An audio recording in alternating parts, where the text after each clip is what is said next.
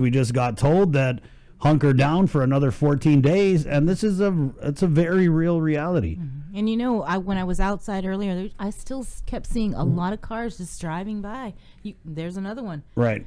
And so... Yeah, and I agree with Dr. Shea, a little wishy-washy to say we're closing the beaches and the parks, but if you're going to go walk into the beaches and the parks, then you can go walk. I just think we just got to be firm.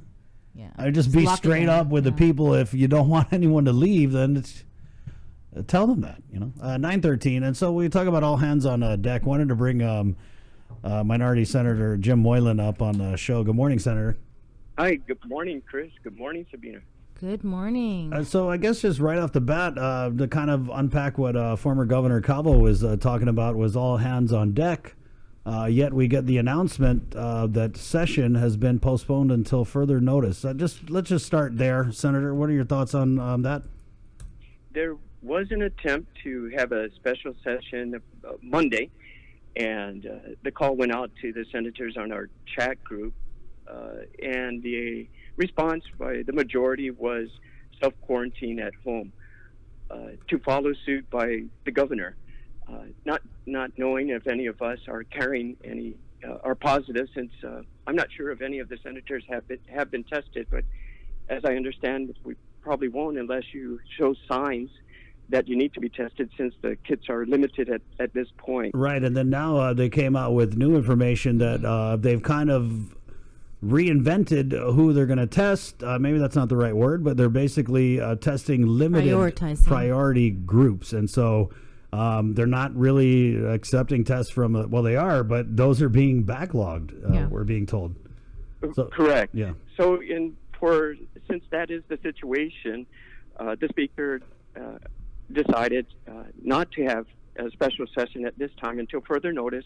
But the Speaker did write to the committee chair on rules to look into and see how we can start doing things online, like mostly everybody else is doing as well. Has been doing, Senator. Through Zoom. Right. Yeah. Right, which is a great idea, so that we can continue business, right, and move forward. But there's some rules that we must have in place, and how do we ensure that each one of the 15 are recognized, and who gets the first say, and when do we vote, and so nothing is cut off, and so hopefully we can get to that point quicker, which was something that I'm happy the governor did the other day. Yesterday around 4 p.m., we had a conference call. The senators had a conference call with the governor, and it was the governor in her large conference room with the lieutenant governor, president. So you saw the lieutenant governor? Yes, he was in the conference room and was communicating with us, the senators, as well as the chief of staff was in the room too. I just want to say we have a Josh Tenorio sighting, everybody. In case you're wondering. Yeah. And he was very active, sounding really strong. So yes, I'm glad he was present there as well. Good.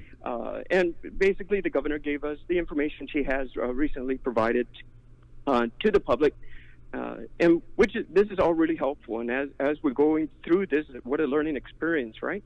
I think we have improved on the transparency, and more questions come up. But the governor has stated that her attempt will be I think now it's 1 o'clock daily, she'll be able to have these press releases, and that would help us answer, because a lot of the questions, because daily we also have questions. So by the governor's, with the governor's cabinet, hopefully we'll get that answered, and we'll be able to give more ease to our community. And that's what we're looking for. Right. We know we don't have all the solutions, but as long as those questions are asked and responded to, then it helps us feel like, okay, we have it under control. And it's not an easy thing to do. I completely understand that. But I know as an island, I think we're really improving on that. And we should be able to get over this. Once we get the height on this bell here, then once we plateau, then we should be coming down, and we can move on, and things will get back to normal eventually. Man, it's very entertaining watching the governor's office try to figure out the Zoom app. I can only imagine you senators trying to figure it out. I want to watch that one. Yeah. I don't even care if it's a boring session. I just want to watch you guys cutting each other off. Yeah. Who's muting who? Yeah, it is interesting, and you have the option to show your face or not. You know, did you shave today, or right, did right. you brush your hair or not? So, but it went well, and I'm glad that we were able to do that, and I'm sure we'll be having more opportunities. But in the meantime, yes, the legislature is not in session until further notice, and maybe by then we can have something communicate online like you folks are doing, and like all the other news reporters are doing. Should more have been done, though, Senator? I feel like, no knock on the speaker. We asked her to call and, talk about this, but should more have been done to kind of maybe show the people? Because what are you guys even doing? I tried calling a senator's office yesterday at 3:30 and got no answer. I mean, I know we're shut, with the government shut down, but are there things that you guys can be doing, and should concessions have been made earlier on to kind of look at, like, hey, how can we meet in case, I mean, we talked to a couple of your colleagues, namely Senator Teletaidegui, Senator Theresa Lahi, and they both feel that, this is the time when you guys need to be having session. This is when you are needed by the people who elected you in office. Definitely, and in hindsight, yes, we should have had that already prepared for emergency situations just like this. And I think that helps this body, the 35th, reprioritize what we should be really focusing on during sessions, right? It's going to move, not that other things are not important, but there's things that should be category A, B, and C, and for the good of all. And one will be that situation, of course. We're going to go into Zoom mode in the event there's a pandemic or something, right? Senator, so how are you guys going to handle this veto? The governor just vetoed Bill 308, and so is that just going to fly now that session has been postponed till TFN, till further notice? Right. I don't see if we can come to online ability to create a vote to override that. So at this point, I would say that's where it's at. It's vetoed, but hopefully on at least my side, I'm working in support of HR 6321, which is the comprehensive stimulus package from, of course, the federal government, and we're raising our voices to ensure that the territories right now they're included, but you never know, right? It could be a bargaining, and it may drop off because somebody doesn't know about Guam again, right? So. We sent our letters. We're in communications with Department of Interior, Doug Dominich, and of course we're communicating with our Congressman Mike and the GOP, Juan Carlos Benito and Tony Ada in Guam Chamber. And so it's a collective effort that what I'm trying to do is continue that conversation with them to remind them, don't let the territories drop from HR 6321, because that's a collective effort. It's a financial relief that they're looking at for the families, mortgage relief, even if you got a rental relief, and then of course the pandemic unemployment assistance to ensure that the people of Guam are included and not dropped. We're a little bit late to go into session now, and it's probably going to be difficult. But in the meantime, at least your senators can still reach out to the federal side and say, hey, don't forget us, we're over here. We're the tip. We understand just the tip. The East Coast is East Coast and West Coast, but we're the furthest west, man. Mm-hmm. So, and we have the military base here, and there's still the threat is still out there. Of course, we had to protect our military folks here in defense of. I thought they had to protect us, Senator.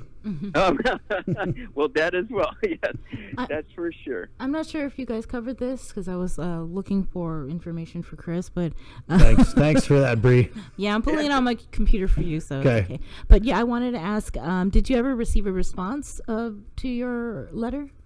Can you just run back? What was the letter? Cause that was what was your letter about, Senator? Yeah, because I'm just reinforcing HR 6321, pointing out our situation being, it's of course we have some similarities to the U.S., but really with our island size and our reliance on the tourism and 40,000 employees that somehow their lives and businesses are affected through tourism because everything trickles down, our economic disaster would be tremendous. And so we really highlighted on that. We did get one response from Department of Interior, Doug Domenech, and he appreciated that we did write and explained our situation even harder, and we're hoping that he can share that letter to get it circulating. So just in case somebody else has some questions, but just circulate that amongst everyone there. Likewise, Congressman Mike St. Nicholas. These kind of letters of support coming from your senators on Guam would emphasize the importance that Guam is really important right now, and especially needing the financial assistance, because what else do we got? I'm sure we'll come together, but the economic impact will be so tremendous. Like just as an example, last night I took some pictures. I can see the hotels from my little balcony here, and Holiday Resort, not a light on in any of the rooms. I looked to my right. What is that? Outrigger. It was just blackened out. Did you see any lights at Pacific Star? We're hearing there might have been some activity at Pacific Star. Yeah, because that's one of the shelters, right? For those the waiting period. So we need you to be our man in Tumon, Senator. Sure. We're not going out in the field, so keep an eye out. Yeah, I'll be happy to. Okay. Man on the go. I did take my walk this morning, but of course we take our social distance, and you wave to people across the street, and but there are people out there just taking their walks, but it's not in large groups, because it's important that we also get our exercise, especially those that are required to do it. More importantly, and get the sunlight, but don't hang out with a bunch of friends and start the barbecue and pop up the tent and get your cooler out and have a 12-pack. Right, definitely not. Yeah. Senator, so we're talking about this, Bree found it. The transparency. Transparency during this pandemic emergency. One of the plethora, the veritable cornucopia of letters you've sent to the governor. Did you get a response to this one? The response I saw was on the media. Okay. And questions were answered on the media. And we kind of echoed what the doctors were requesting as well. Right. More detailed information was provided. Not to say that the administration wasn't doing it correctly, but what we really need is more details without releasing the personal information. Right. Yeah. And, Senator, what we saw last week, it kind of started with the media. By Tuesday, Wednesday, residents were like, we need more transparency. And then we had the mayors, the doctors, and the senators all kind of chime in. And, for what it's worth, we did get more transparency. Is it at a level that we're comfortable with? Could there be more? Always, of course. Sure. Yes. And I think that's forthcoming now. And that should be a regular cycle. And especially the regular briefings, is the administration is able to do that 1 o'clock every day. That's great. And then that it helps us with our confidence level and as we move forward. Right. And then the sense of urgency is there, and so as long as we hear it, then I think that's better off. And when these questions are asked, then I would feel that will be helpful, because, gee, I didn't think about that, or hey, that's a great idea to help improve it. So. Well, there you go. Hey, thanks for chiming in, Senator Moylan, and you be sure to call anytime you got any new developments, anything going on your end. Let us know if there's any movement at the Pacific Star. Right. I shall. Sure. Okay. I shall. Okay. Right. Oh, by Thank the you. way, speaking of that, the Pacific Star, they do have their guards out, just like every other place that is using as a holding place at the moment. So the guards are there checking before they come in. Okay. All righty. Okay. Thank Have a great day. Thank you. You too. There you go, Wash Senator. your hands. Be safe. Yeah. Senator Jim Took Moylan. your line. So maybe we'll get more info about this Pacific Star movement. At 1 o'clock. At 1 o'clock, yeah. So there's a press conference at 1 o'clock, Zoom. We're going to be doing that live on our Facebook, right? Yes, live like we did yesterday. I mean, there were some issues at the beginning because of the microphones that were being on with the reporters, but hopefully those kinks will be worked out today. Right. We had a comment here. First sighting of the lieutenant governor. And that's, I was kidding. We're just talking over the last couple of days. Like, has anyone seen Lieutenant Governor Josh Tenorio since that first press conference? And we're like, no, we haven't seen him. So, we made the same call about the gov, and then she started coming out doing press conferences. So, maybe say throw Josh a press briefing here or there just get him out there in front of the people. Because people wonder, like, oh my God, people are talking. 9:27. Let's take a break, Bree. It's containing COVID, the KUAM News takeover of Guam's favorite